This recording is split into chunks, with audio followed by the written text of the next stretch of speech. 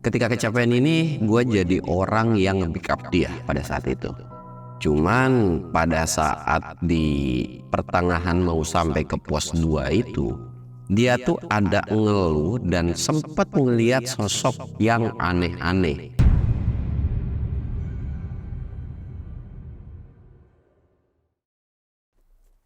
Mana nih Bang Samsul, udah malam juga Bang. Bang, ngopi aja di luar. Sini atuh temenin, ngopi mau bareng berdua join sama gua. Siap, tiba-tiba di studio gue ada orang baru nih cuy.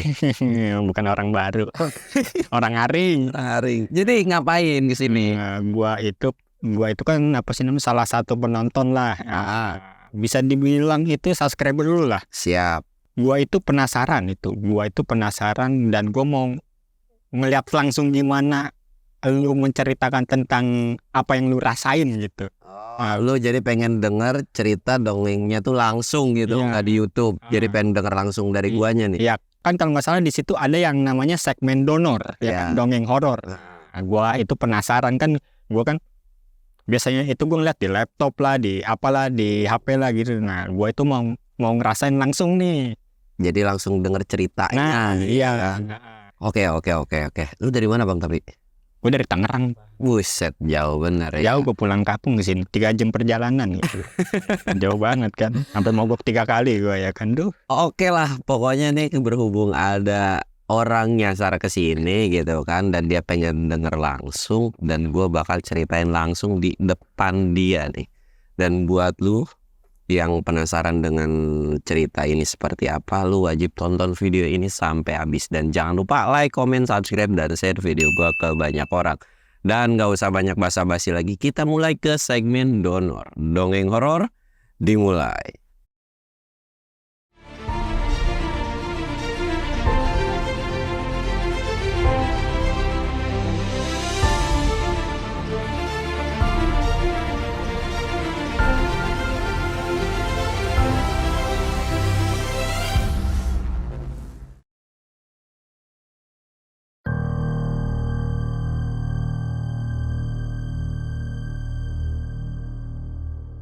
Oke cuy, karena berhubung abang ini pengen dengerin cerita langsung. Tapi ngomong-ngomong sebelum gua dongengin lu nih Bang, kenapa lu pakai topeng?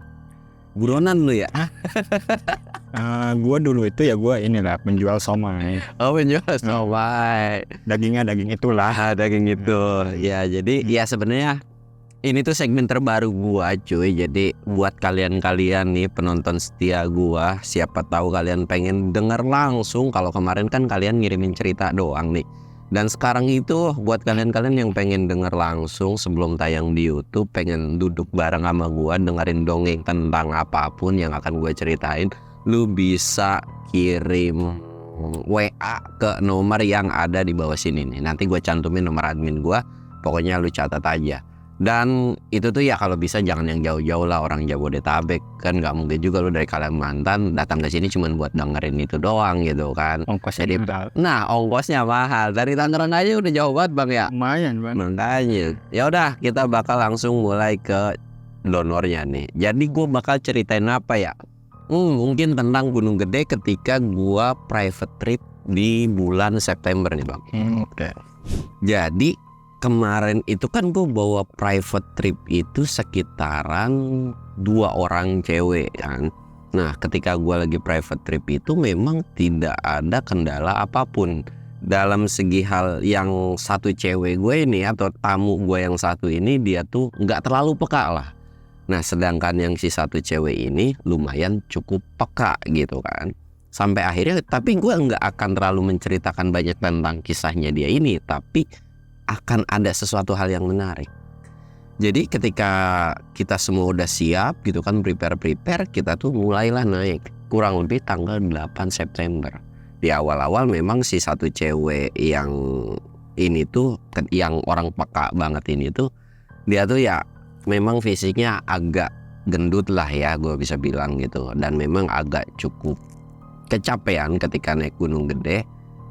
Ketika kecapean ini, gue jadi orang yang nge-backup dia pada saat itu. Cuman pada saat di pertengahan mau sampai ke pos 2 itu, dia tuh ada ngeluh dan sempat ngeliat sosok yang aneh-aneh. yang pada saat itu pun sebetulnya gue ngeliat, tapi memang samar-samar dan gue pun nggak mau yang terlalu mensuges nantinya ke dia ya. Jadi kalau ngeliat sesuatu gue di gunung itu kayak ya udahlah biarin gitu. Kalau gue kasih tahu di sana ada kunti, di sana ada pocong, kasihan karena kondisinya gue itu bawa tamu, bukan bawa tim yang biasa gue naik biasa gitu kan. Nah ketika udah capek itu dia sempet duduk, sebelum pos 2 itu sempet duduk, kakinya tuh kayak pegal keram, dan itu hal yang wajar, tapi kok ada yang aneh menurut gue. Dan gue sempet pijitin, dan ketika udah selesai gue pijitin dia bisa jalan lagi. Dan sampai akhirnya gue tuh mutusin lah untuk ngecamp di pos 3 pada saat itu. Walaupun sebenarnya satu tamu gue ini pengen sih sampai Surkan gitu kan, ngecamp di sana, cuman ya karena memang dia pun nggak mau beresiko, nggak mau ngambil namanya takut temennya juga kenapa-napa, akhirnya ya udah nggak apa-apa bang, kita ngecamp aja di pos 3.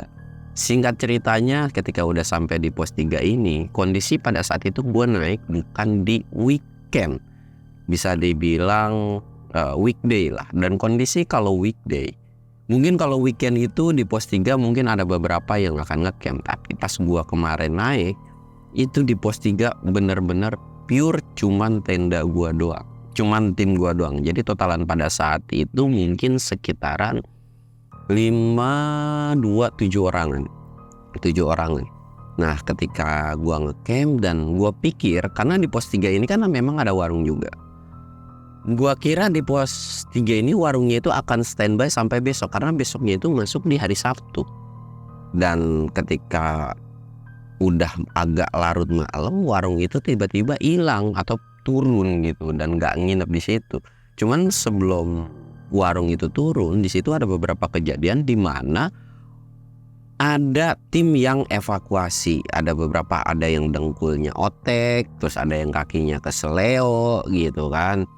Dan itu sampai jam 9 malam. Dan itu gua kondisinya masih ngobrol sama satu tamu gua. Jadi satu tamu gue ini ada di dalam tenda, sedangkan gue di terasnya.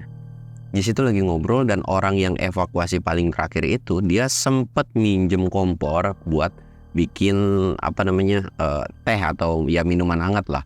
Gue kasih pinjem, dan setelah gue kasih pinjem dia balikin, dan kondisi pada saat itu memang cuman gue doang berdua. Tim gue yang lain dan satu yang itu pun udah tidur semua. Gue ngobrol panjang lebar, dan sesekali gue selalu ngeliat ke kanan. Jadi kondisi tenda gue selalu ngeliat ke kanan. Gue tahu nih yang evakuasi ini semua terakhir jam 9 sampai jam 10 itu udah turun semua. Tapi kok kayak ada yang lewat. Itu benar-benar kayak ada yang lewat. Gue lihat siapa ya. Dan gue selalu bawa senter yang terang banget kan. Pada saat itu gue nggak berani nyenterin. Dan orang tamu gue ini dia bilang kan, dia tuh sampai bilang kayak, bang lu ngeliat apaan sih ke kanan? Gue bilang nggak apa-apa kak, nggak apa-apa. Tapi gue itu ngeliat. Bahkan ada satu momen di mana di situ dekat pohon, dan itu gue nggak senterin, dan gue akuin itu harusnya gelap. Tapi ada yang nengok begini, cuman kepalanya dong, dan itu gue sempet kayak bikin kaget. Tapi gue nggak terlalu takut karena mukanya samar kan. Gue perhatiin terus, dan itu mukanya tuh kayak ngebentuk manusia gitu. Tapi kayak gue gusek mata begini, dan itu masih ada. Ya udahlah.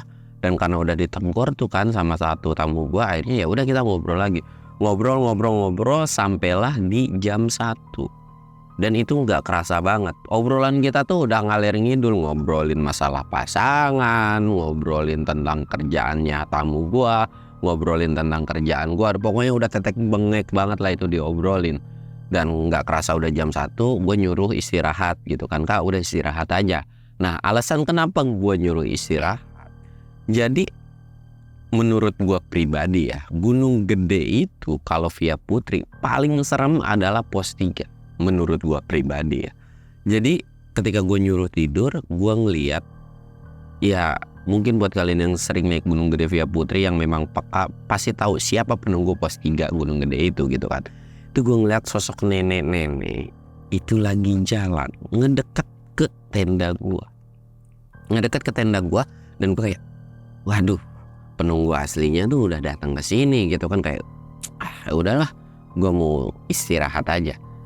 Gue masuk ke dalam tenda dan kondisi tenda gue panitia ini ada 5 orang kan sebenarnya muat, cuman karena memang manusianya tidurnya kagak bisa diatur, jadi kayak satu orang pindahlah keluar sedangkan gue di dalam kan. Dan gue ngeliatin, wah masih ada gitu kan. Dan kondisi tenda panitia itu nggak ditutup, takutnya tamu gue minta antar pipis dan sebagainya gitu kan. Jadi ya udahlah, gue tidur. Dan pas lagi tidur itu gue sempet dilemparin sama yang namanya pasir. Jadi kayak pasir per gitu. Dan kondisi tenda gue ini pakai plywood ya atasnya, jadi kedengeran siapa gitu kan. Dan gue sempet ngecek apakah ada tenda lain. Kalau ada tenda lain biasanya akan ada lampu tenda gitu kan. Dan gue cek nggak ada.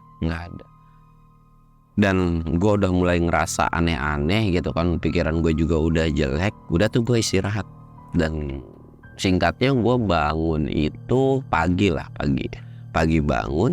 Dan beberapa dari tim gue pun ada yang bilang bahwa semalam itu ada sesuatu hal yang aneh. Ada suara langkah lah, kayak ada suara orang nangis dan sebagainya. Bahkan kedua tamu gue ini pun ada yang bilang bahwa di sebelah itu ada orang. Tapi tamu gue ini yang peka ini, dia karena takut kan, jadi dia kayak diem aja. Dan sesekali katanya di dalam tendanya itu kayak ada ngelihat orang lagi duduk, kayak orang duduk biasa aja kayak gini.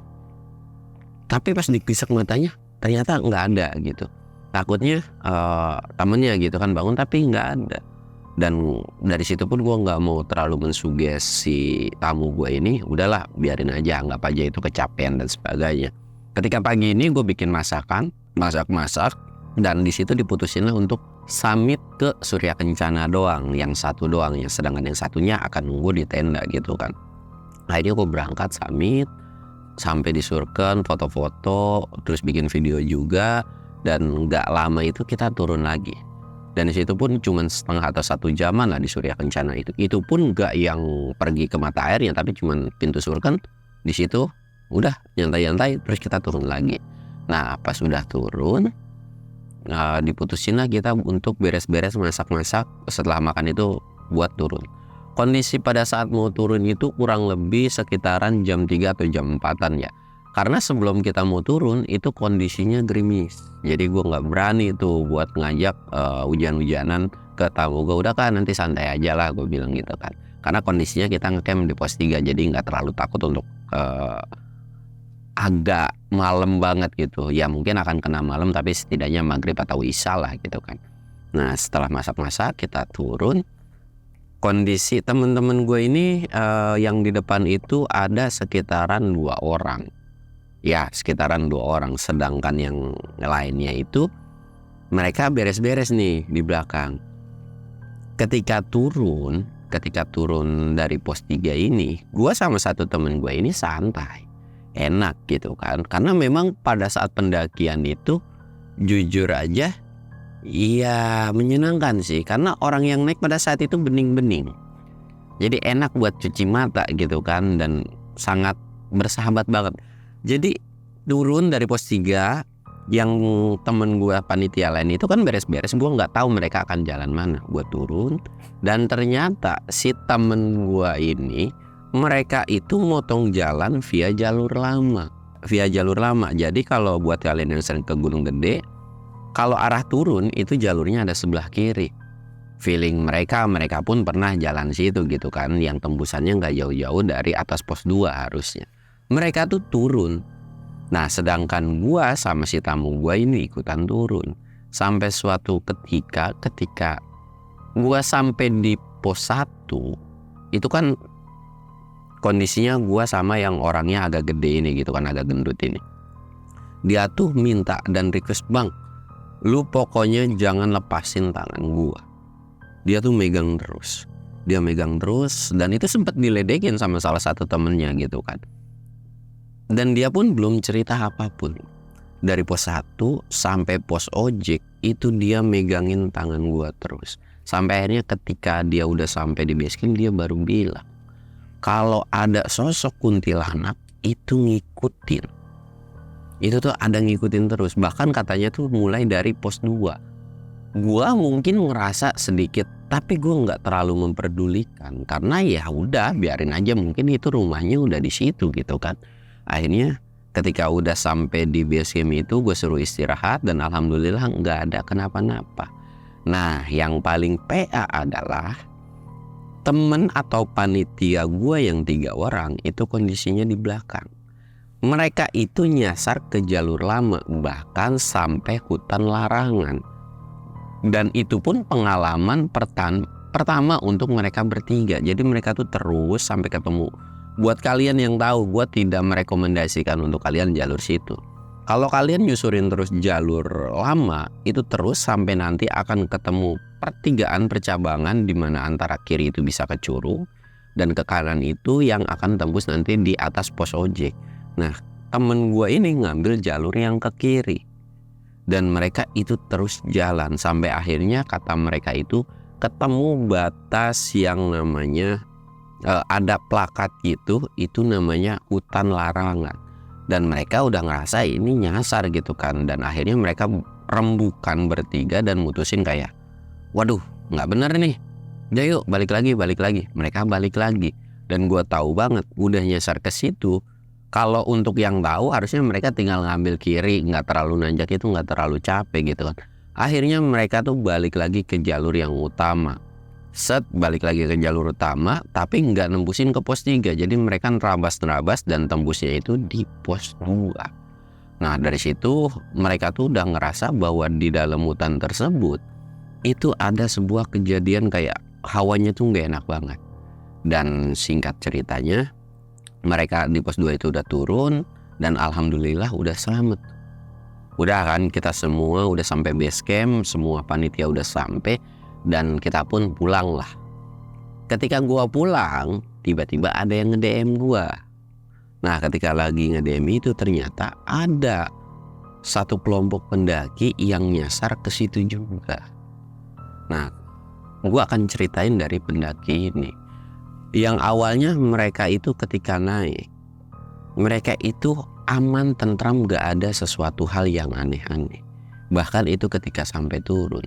Ketika mereka turun, mereka sama motong jalan yaitu melalui jalur lama.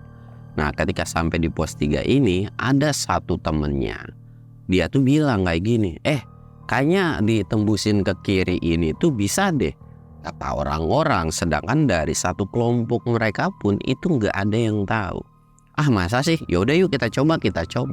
Dicobalah mereka dengan kondisi mereka pun itu udah kesorean mungkin ya sekitaran jam 4-an lah. Udah kesorean, mereka tuh jalan ke situ. Udah masuk ke jalur lama ini. Salah satu dari tim mereka itu udah ngelihat sebuah sosok aneh-aneh atau penampakan. Si satu orang yang ngelihat ini tuh kayak cuek dan nggak mau terlalu ngebahas, takutnya bikin suges ke yang lainnya ketakutan gitu kan kayak. Nah si sosok yang ngelihat atau si orang yang ngelihat ini, dia tuh ngelihat sosok nenek-nenek bawa kayu bakar itu lagi jalan. Dan jalannya ini kayak jalan biasa, padahal itu adalah sebuah tebingan. Jadi kayak nengok ke samping gini, kayak jalan terus, tapi mata atau kepalanya itu selalu nengok ke arah rombongan mereka. Jalan, dan mereka tuh masih belum sadar atau masih belum paham tentang medan situ. Mereka istirahat nih kan. Mereka ngobrol-ngobrol. Wah benar, karena mereka nggak terlalu sanksi dan itu pure bener jalan gitu kan. Bahkan di situ pun ada pita, semacam pita. Mereka ngobrol-ngobrol dan ngeliat jam, wah udah jam 5 nih. Ya udah tuh mereka terus jalan. Pas ketika mereka terus jalan sampai akhirnya mereka ketemu pertigaan lagi. Mereka itu tembuslah di hutan larangan lagi. Dan ketika sampai di hutan larangan itu mereka sampai 6:30. Dan ketika udah sampai mereka pun melihat sebuah plakat itu, mereka panik semua. Wah ini kita kemana? Dan akhirnya diputusin lah sama leadernya itu. Ya udah kita udah nyasar nih, kita balik lagi aja. Karena mereka juga udah capek kan, akhirnya mereka balik lagi tuh. Nah kondisi ketika mereka balik lagi, mereka tuh udah kecapean kan. Jadi stamina mereka udah drop. Mereka pun jalan pelan banget. Dan ngeresnya pun lebih sering. Sampai akhirnya ketika mereka jalan dan mereka ngeres pertama ketika udah nyasar itu, mereka tuh kayak ngedenger suara cewek yang lagi nembang Sunda gitu kan.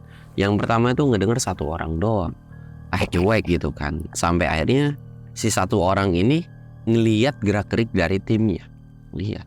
Dan seolah muka dari timnya ini itu tuh kayak ngedenger tembang yang sama. Sampai akhirnya ada satu temennya tuh kayak nyolek, lu denger nggak? Dia bilang gitu. Iya gue denger. Siapa yang nyanyi ya gitu. Nah akhirnya si satu orang ini bilang, dari lu semua ada yang nyanyi lagu Sunda nggak gitu kan. Mereka semua tuh kayak langsung natap ke satu orang ini. Dia bilang nggak ada. Dan lagian juga ngapain gitu kan, kayak nyinden Sunda tuh ngapain juga. Dan akhirnya mereka semua bilang, kayaknya pendengaran kita semua sama dah. Kita semua kayaknya nggak dengar suara lagu tersebut. Dan akhirnya si ketua leader ini bilang, dia bilang tuh kayak, udah. Kita nggak usah ngebahas yang kayak begituan, istirahat yang cukup, nanti kita lanjut jalan lagi.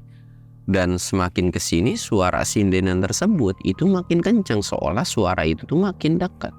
Singkatnya karena memang kondisinya itu udah nggak kondusif, leadernya ini, yuk kita jalan. Jalan lagi lah mereka.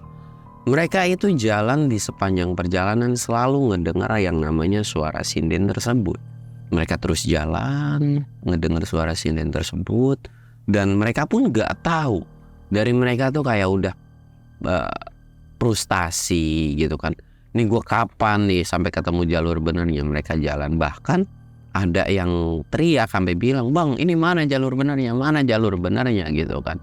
Dan si leadernya pun bingung gitu untuk ngasih tahu. Jadi yaudah yuk kita jalan terus, dan mereka masih belum ketemu.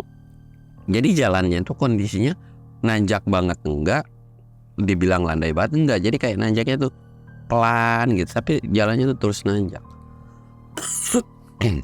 Nah ketika lagi jalan terus, mungkin ada sekitaran setengah jam setelah dari race pertama itu, mereka nyari jalur lagi. Mereka terus jalan, dan sampai akhirnya mereka kecapean lagi.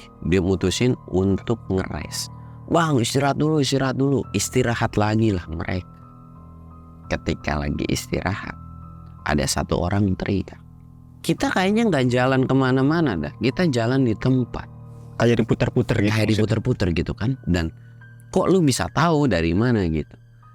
Kondisi mereka duduk yang awal ketika mereka istirahat, kondisinya sama persis menurut dia yang sadar itu.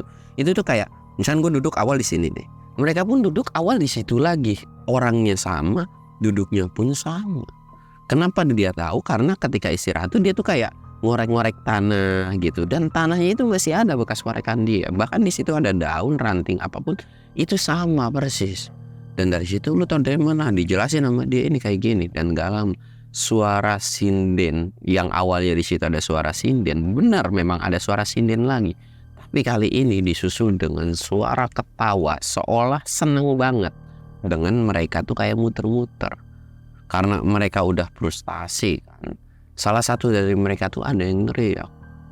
Jadi teriaknya tuh kayak kesel kan. Udah lu jangan nyasarin gua, kasih gua jalan. Jadi kayak udah frustasi, dan itu ditenangin sama tim-timnya itu. Udah tenang, lu tenang gitu kan. Tapi leadernya sadar apa enggak kalau dia itu nyasar sebenarnya? Enggak ada yang sadar. Enggak ada yang sadar. Mereka cuma si satu orang ini doang yang sadar kalau dia itu diputer-puter gitu kan.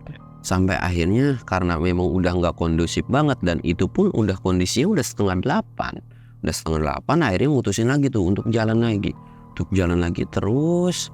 Dan dia tuh kayak ngeliat lampu, entah itu lampu headlamp, lampu apa nggak tahu. Dan si leadernya ini bilang, itu ada lampu tuh, itu kayaknya pendaki. Dia ikutin terus tuh lampu, dan jalannya itu bener-bener pure vertikal banget. Bahkan ketika jalannya itu udah mulai vertikal banget, setiap 5 langkah atau 10 langkah mereka istirahat. Setiap 5 langkah atau 10 langkah itu mereka istirahat. Bahkan ketika mereka udah jalan di vertikal ini, banyak dari mereka itu yang lihat sosok kuntilanak dan pocong di sebelah dan kiri dan kanan itu. Terus jalan dengan kondisi setengah ketakutan semua. Yang jadi sweeper pun itu panik. Dan semua di tim itu udah panik. Bahkan mereka udah pasrah. Dan ada satu obrolan di mana mereka, yuk kita bikin tenda aja deh, kita ngecamp biar besok cepat pagi baru kita mutusin untuk jalan, daripada nanti kita jauh lebih dalam atau lebih nyasar lagi gitu kan. Tapi si leadernya ini tuh kekeh, gue pokoknya pengen keluar di malam ini, karena kalau misalkan gue nggak keluar di malam ini, itu mereka kayak takut kenapa-napa gitu kan. Akhirnya mereka ngikutin terus lampu, tapi semakin mereka kejar itu lampu, mereka pun nggak bisa ngejar lampu tersebut. Terus jalan, dan mungkin jalan mereka tuh benar-benar kayak beberapa langkah berhenti, sampai sekitaran jam 10 malam. Jam 10 malam mereka ngeres lah, dengan kondisi vertikal begini mereka ngeres. Di situ udah banyak yang nangis, yang pengen pulang. Pokoknya udah kacau banget lah pendakian pada saat itu. Ketika udah kacau kayak gitu, si leadernya ini kayak nenangin kan, dan dia pun jujur pada saat itu tuh kayak udah nggak enak hati aja. Tapi ketika lagi frustasi kayak gitu, leadernya ini coba inisiatif buat jalan sendirian, tapi dilarang sama tim-timnya kan. Ketika lagi dilarang itu, mereka istirahat mungkin sekitar 15 menitan, dan mereka lanjut lagi jalan, dapat sekitar 1 jam. Nggak tahu pokoknya itu, tiba-tiba mereka tembuslah di antara pos 2 dan pos 1. Tembus di pos 2 antara pos 1 pertengahan. Mereka semua langsung kayak alhamdulillah, udah ketemu jalurnya. Dikira mereka udah nggak akan ngalamin sesuatu hal yang aneh. Si leadernya ini itu jalan kayak istirahat, yaudah nih udah ketemu kan jalannya, udah yuk jalan pelan-pelan lagi, gue mau istirahat dulu, nanti gue akan tukar sama si sweeper gitu kan. Si leadernya ini balik ke belakang.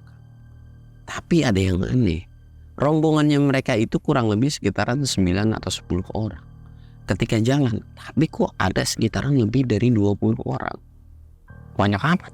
Makanya dari situ kayak, dan timnya itu seolah kayak nggak sadar. Dan memang ketika udah capek kayak gitu kan, mereka udah nggak banyak ngobrol kan. Tapi si leadernya itu cuma merhatiin, kok banyak banget, siapa aja. Ada sekitaran 3 pendaki itu yang nengok ke arah si leadernya ini. Muka pendaki yang nengok itu pucat-pucat semua. Tapi sambil senyum, tapi senyum itu kayak datar gitu. Merinding gue. Makanya kayak dari situ leadernya ini kayak cuman jaga jarak kan. Teman-temannya tuh mungkin sekitaran ada 10 sampai 15 meter. Dia tuh kayak jalan pelan-pelan dan selalu mantau gitu pendaki yang rame ini. Nah ketika lagi mantau ini, waduh apaan nih ya, tapi dia nggak berani ngedeket, terus jalan sampai akhirnya ada beberapa dari timnya itu kayak jatuh ambruk aja gitu. Dan leadernya sadar bahwa ada satu sosok itu yang tiba-tiba kayak ngeloncat, kayak digendong, dan si temennya itu kayak ambruk gitu. Tapi leadernya nggak berani teriak.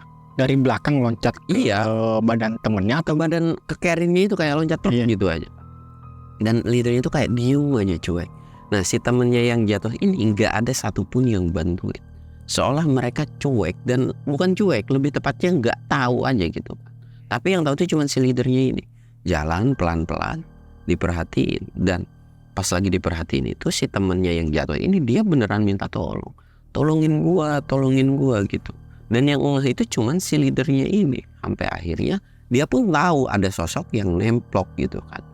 Dan si leader ini cuma bilang ketika dia udah sampai, tolong buat lo yang nemplok di belakang temen gua, tolong turun. Ini gue pengen buru-buru pulang, pengen cepet sampai base camp. Tolong jangan ganggu tim gue. Dia baca bismillah, terus kayak baca surat yang dia hafal, dan dia kayak ngusap dari kepalanya sambil ngepisin, turun. Dan si sosok itu turun, jatuh ke semak itu sampai bunyi. Dan si temennya ini itu langsung seger lagi, seger dalam arti nggak berat lagi gitu kan. Dan si temennya ini yang jatuh itu dia bilang, lu jalan deket gue ya, jangan jauh-jauh, dia bilang. Pokoknya gue mau deket sama lu aja. Akhirnya mereka jalan bareng, dan singkat ceritanya mereka sampai di pos sampah. Ketika sampai di pos sampah itu ada tim ranger, entah apa ya, lagi berdiri aja. Dan si tim ranger ini teriak, pergi lu semua. Satu rombongan ini kaget dong. Dia pikir ranger atau orang yang nggak tahu ini siapa gitu, mikirnya ke mereka gitu, marah gitu kan karena turun kemalaman. Dan semua tuh ketika diteriakin kayak gitu kayak diem semua. Dan si orang ini tuh bilang, kalian semua buruan lari ke sini, buruan lari ke sini. Mereka kayak heran kan, dan kayak bingung saling tatap-tatapan. Yang leader tadinya di belakang itu jalan ke depan ke rombongan dan dia bilang, ayo buru kita jalan. Jalanlah mereka. Dan lagi-lagi ketika mereka udah jalan, si orang yang di depan ini, yang kayak ranger ini, dia teriak lagi, pergi kalian semua, jangan ikutin pendaki ini. Kasihan mereka kecapean baru turun gunung, jangan jailin mereka gitu. Dari situ mereka kayak saling tatap-tatapan dan mereka sadar ketika ada kata-kata jail ini, oh berarti bukan ke mereka tapi ada sosok yang lain. Mereka bahkan sesekali sempat ngelihat ke belakang, dan pas ngelihat ke belakang mereka banyak banget ngelihat sosok pocong dan kuntilanak itu lagi kayak pergi ninggalin mereka. Tapi ada beberapa di antara mereka itu yang kayak masih santai ngeliatin rombongan mereka. Dan karena mereka tahu bahwa di belakang itu ada pocong dan kunti, akhirnya mereka kayak buru-buru lari. Dan ketika udah sampai di pos sampah, si orang tersebut itu ngasihin air, nih minumin. Dan orang itu tuh nggak tahu sebenarnya siapa gitu kan, kayak dikasih minum. Dan udah selesai minum, orang ini bilang, kalian lain kali hati-hati, makanya jangan pernah coba satu jalur yang menurut kalian itu belum tahu. Jadi kalau memang kalian nggak tahu, nggak usah jalur di situ. Dan itu pun memang jalur yang udah ditutup. Syukur kalian bisa ke jalur utama lagi. Coba kalau kalian nyasar terus sana, kalian bisa aja dimakan sama macan kumbang dan sebagainya gitu. Bahkan mungkin kalian bisa sampai jurang. Lain kali kalau memang kalian nggak tahu, nggak usah maksain untuk ke jalur lama gitu kan. Pakailah jalur yang memang udah sebenarnya. Tapi alhamdulillah kalian udah sampai. Udah kalian pulang istirahat, jangan lupa nanti sebelum pulang kalian harus mandi. Pokoknya wajib mandi bersih-bersih. Dan kalau memang kalian beragama Islam, kalian baca doa yang kalian bisa. Dan kalau memang kalian non muslim pun kalian baca sesuai kepercayaan kalian masing-masing. Dan singkatnya mereka itu pulang dan sampai di base camp dulu. Mereka mandi-mandi, akhirnya di situ mereka kayak cerita-cerita. Nah ketika cerita-cerita itu memang mereka pun banyak ngalamin kejadian yang aneh-aneh banget di situ gitu kan. Kayak ngeliat pocong, tapi mereka tuh kayak diem nahan sendiri gitu. Karena nggak mau ngesuges ke tim yang lainnya atau ke temen-temennya yang lainnya. Nah dari situ tuh buat tuh dapat cerita dari DM-an. Tapi yang anehnya itu adalah, kok temen gua nyasar, mungkin jamnya selisih sedikit, dengan mereka yang nyasar mereka itu nggak ketemu. Iya. Itu yang gue anehin tuh. Itu yang mau gue ini tuh. Nyasar itu sejauh itu. Iya, nyasarnya itu sama. Kondisi gue turun itu, tim gue itu tuh jam 4 mungkin jam 5 ya. Dan mereka pun sampai di pos 3 turun itu tuh jam 4 jam 5. Jam 4 jam 5 sore. Sama. Dan kondisi tim gue pun nyasar itu naik ke atas itu udah sekitar setengah tujuan lah atau jam tujuan gitu kan. Tapi yang anehnya adalah kok nggak ketemu rombongan yang ini gitu kan. Dan tim gue pun ngomong, panitia gue pun, lu nggak ketemu rombongan lain? Gak ada, cuman gue doang. Dia bilang cuman gue bertiga doang. Dan gue pun sempet DM-an sama si rombongan yang nyasar itu, lu ketemu tim lain nggak atau pendaki lain nggak? Nggak ada. Tapi gue sempet ngikutin yang namanya center. Dan gue kayak berasumsi itu mungkin tim gue gitu kan. Tapi menurut mereka center atau cahaya tersebut itu bukan dari pendaki, jadi kayak center ngikutin lampu, tiba-tiba hilang gitu aja gitu. Berarti secara nggak langsung si ranger ini tahu dong, kalau misalkan tim yang bisa dibilang di belakang itu bakal nyasar. Iya, di antara tahu atau enggak sih, nggak tahu ya. Tapi kayaknya mereka si ranger ini tuh tahu karena dari gerak-geriknya mungkin dia juga orang yang bisa ngelihat atau ya bisa ngelihat sosok kayak begitu. Dan ngelihat dari rombongan si yang nyasar ini itu tuh banyak yang ngikutin gitu. Dan sesuai kayak dari penglihatan si leadernya ini gitu. Tim yang mereka itu menyampai base camp itu jam berapa kata dia? Kurang lebih sih katanya malam banget, hampir jam 12 malam.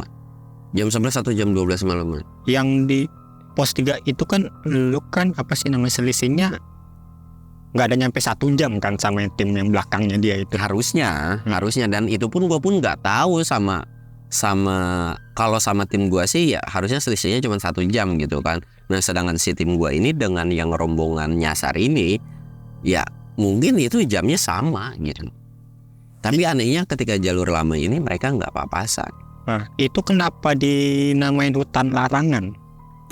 Jadi setahu gua ya, jadi gua pernah naik Gunung Gede dan gua pun tahu jalur lama, jalur jalur barunya, terus jalur-jalur ilegal kayak jalur-jalur perhutanan, apa namanya, polisi hutan yang lewat, geger bentang dan sebagainya, gua tahu.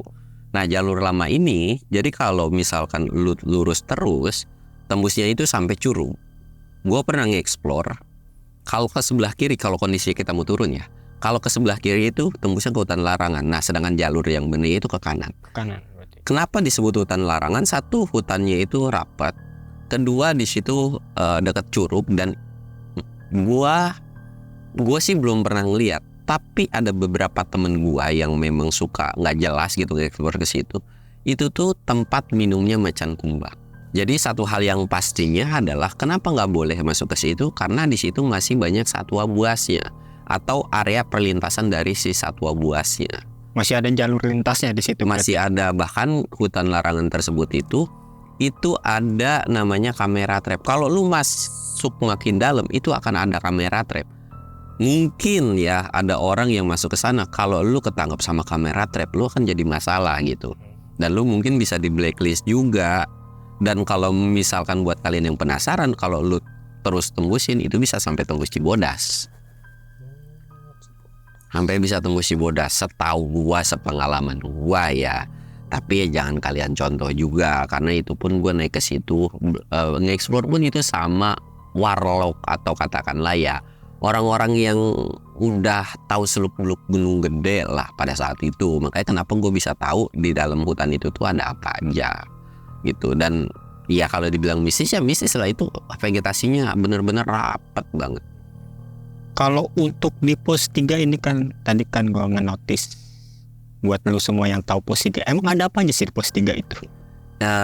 Pos 3 itu menurut beberapa pendaki ya, rata-rata ya, jadi bukan semua orang sama gitu. Rata-rata di pos 3 itu ada satu nenek-nenek yang memang selalu di situ. Dan gua selaku orang yang sering naik Gunung Gede, si nenek ini sebenarnya tuh nggak galak atau nggak jahil, nggak iseng, tergantung dari hati kitanya. Kalau hati lu kayak orangnya suka jahil, jahat sama orang, dia pun akan jahat. Tapi kalau lu baik, cuman sebatas nongol, bentaran, ya udah gitu, cuek aja. Bang, nenek itu kan naik ke atas ya? Yang mana? Yang si nenek ini registrasi nggak dia di bawah? Nah, gua kagak tahu. Makanya gua pun kadang-kadang kayak pengen nyari rumahnya di mana nenek itu gitu kan. Apa emang rumahnya di situ? Tapi sepanjang gua naik Gunung Gede ya, sesekali kadang lihat, sesekali kadang enggak gitu. Enggak yang selalu nampakin. Mungkin tuh nenek juga ngeliat muka gua bosen kali. Nih orang lagi gitu naik Gunung Gede mulu gitu kan, kayak nggak ada laki yang lebih ganteng kan apa gitu kan. Itu enggak dia registrasi apa enggak gitu, bawa carrier apa enggak gitu. Nah itu kan dia. Jatuhnya kan ya namanya nenek-nenek kan bungkuk. Ya lu bayangin aja bawa carrier gitu. Itu sih, tapi kalau misalkan dia kuat sih, mungkin nextnya akan gue suruh bawa carrier gue kali ya. Nyampe, iya. Siapa tahu gitu kan, udah jadi sahabat gue nih, bawain sampai Surya Kencana gitu kan. Dan iya udah gitu aja sih yang gue kasih dongeng lu nih, spesial banget. Lu udah jauh-jauh dari Tangerang kan, makanya udah gue kasih aja nih. Dan buat lu juga nih mungkin yang nanti pengen dengerin sama kayak abang ini. Oh iya, kita belum kenalan. Lu nama lu siapa bang? Nunu bang. Nunu. Ya. Loh, buat abang Nunu ini, buat lu yang pengen denger langsung dongeng horor gua di sini duduk, nanti gua bakal dongengin. Ya mungkin lu pas lagi denger tiba-tiba tidur gitu, ya nggak apa-apa juga, selalu dah. Gitu kan, terserah lu pokoknya. Lu bisa WA yang ada di bawah sini nih. Oke? Dan udah segitu aja kali bang ya. Nanti kita lanjut kapan-kapan aja kali ya bang ya. Siap. Dan buat lu yang ngedenger cerita ini, ada sesuatu hal yang positifnya silakan kalian ambil, yang negatifnya silakan kalian buang. Gua Samsul undur diri. Assalamualaikum warahmatullahi wabarakatuh.